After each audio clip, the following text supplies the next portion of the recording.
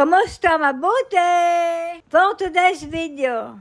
For today's video, ito na ang ating pinakahihintay, ang ika-70 kaarawan ni Lola. At bago yan, maaga pa nga lamang ay inasikaso ko na si Lola at si Nili. Pinaliguan at pinakain at bago nga ako matapos sa pag-aasikaso kay Lola at Nili ay mahaba-haba munang seremonya ang kailangan pagdaanan bago matapos. Alas 11 nga ng umaga ang usapan na darating ang mga bisita ni Lola. At pagkatapos kong asikasuhin si Lola at si Nili, pandalas na din ako sa panliligo at pandiihip din sa mga lobo. Bukod nga sa lobo ay meron din akong inihanda na number 19 na balloons. Galing pa nga sa atin sa Pinas at binili ko yan nung nagbakasyon ako. At kahit nga matagal pa ang birthday ni Lola noon ay may nakahanda na akong ganyan. May bisita man o wala ay kahit kami lamang tatlo dito sa bahay ay magse-celebrate kami para sa birthday ni Lola. Dahil taon-taon naman ay ginagawa namin yon kahit kami-kami lamang. Ang kaibahan nga lamang ngayon ay masigit na espesyal dahil ika-70 kaarawan ni Lola. Hindi nga alam ni Lola at ni Nili dyan na pandiihip na ako ng mga lobo sa salas. Kaya naman ang makita ni Nili ay tuwan-tuwa lalo na doon sa number 19 na balloons. At ang ganda daw. 11 ng umaga ang usapan pero wala pa din ang mga bisita.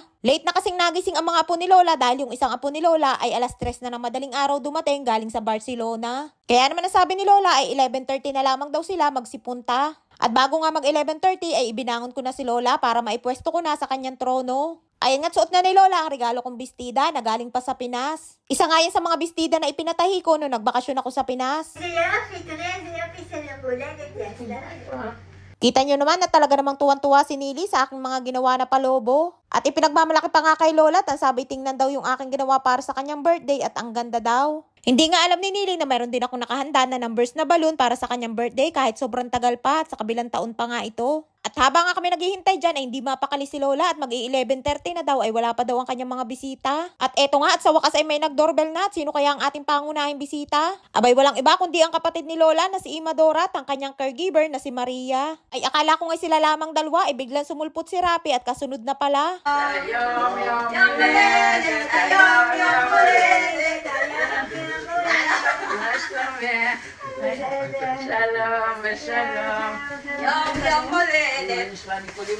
Ayun nga't pagpasok pa nga lamang ng mga bisita ay kantahan na ng kanilang Hebrew birthday song. At ang sumunod naman na dumating ay ang lalaking anak ni Lola na si Ilan.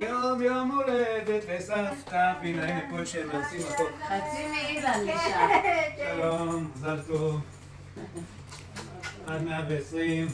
Ayun nga't malapit na makumpleto ang mga bisita at dalawa na lamang ang kulang at yun nga ay ang mga apo ni Lola. At maya-maya nga lamang ay dumating na din sila. Salam! Yom yom uledet! Ayom yom uledet!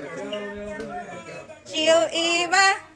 Bawat pasok nga ng bisita ay kailangan ay may pakanta para mas masaya. At yan naman dumating ay magkapatid na apo ni Lola sa kanyang anak na si Talia at ni Rapi. Dalawa nga lamang silang magkapatid at ang panganay ay si Yanib na dumating galing sa Germany. At ang sumunod naman ay si O na galing naman sa Barcelona. Sila yung magkapatid na pinakamabait sa mga apo ni Lola. Na kapag dumadating dito sa bahay ay hindi lamang si Lola ang pinapansin at niyayakap kundi pati din si Nilush. Bukod sa mga regalong dala ay meron din silang pabulaklak para kay Lola. Dito sa Israel ang birthday yan ay hindi katulad sa atin sa Pinas na pabonggahan ng handaan. Dito ay kahit cake lamang, balloons at may pabulaklak ay ayos na. Ay ari nga si Ima ay 90 na ay kung sa atin na rin sa Pinas ay kailangan ay talaga namang magandahan. Dahil bihira na nga lamang ngayon sa atin sa Pinas ang mga matatanda na umaabot ng 90 years old. Pero dito sa Israel ang ganyang edad ay normal na dahil mahaba ang kanilang mga buhay at yung iba nga ay umaabot pa ng mahigit 100 taon. Pero kahit simple nga lamang aring kaganapan namin para kay Lola ay talaga namang ang lahat ay masaya. Hindi nga mahalaga ang handa, ang importante ay ang kaligayahan ng may birthday na si Lola. Inilabas ko na nga din yung cake na binili ni Rapi. Pagdating nga sa birthday namin tatlo ni na Lola at Nili ay si Rapi lagi ang abala sa pagbili ng cake. Nakaready na nga kami dyan sa kantahan at sinindihan ko na din ang kandila ng cake ni Lola. At natawa nga ako dyan, hindi pa kami nangangalhati ng pagkanta ng happy birthday ay hinipan na ni Lola ang kanyang kandila. מזל טוב, אמא! עד מאה ועשרים, הרבה היום בריאות. יום הולדת, היום יום הולדת, היום יום הולדת, סבתא. חג לשמח, לפורח, היום יום הולדת, סבתא. הנה גם דואר.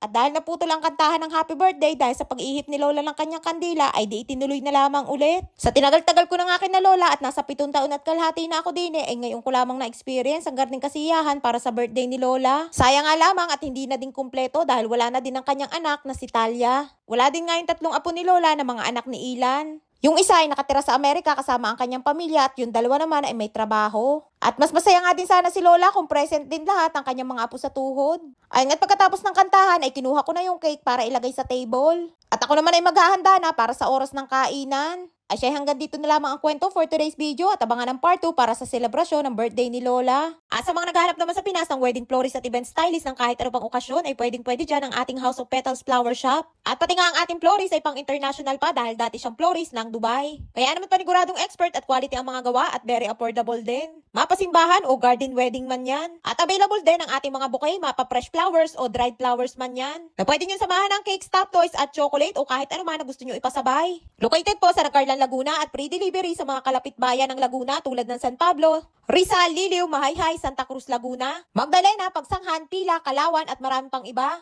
At available din ang ating money bouquet na pwedeng lagyan ng kahit magkano. Kaya naman magpa-deliver na sa kahit anong okasyon at magpabook na para sa inyong wedding event.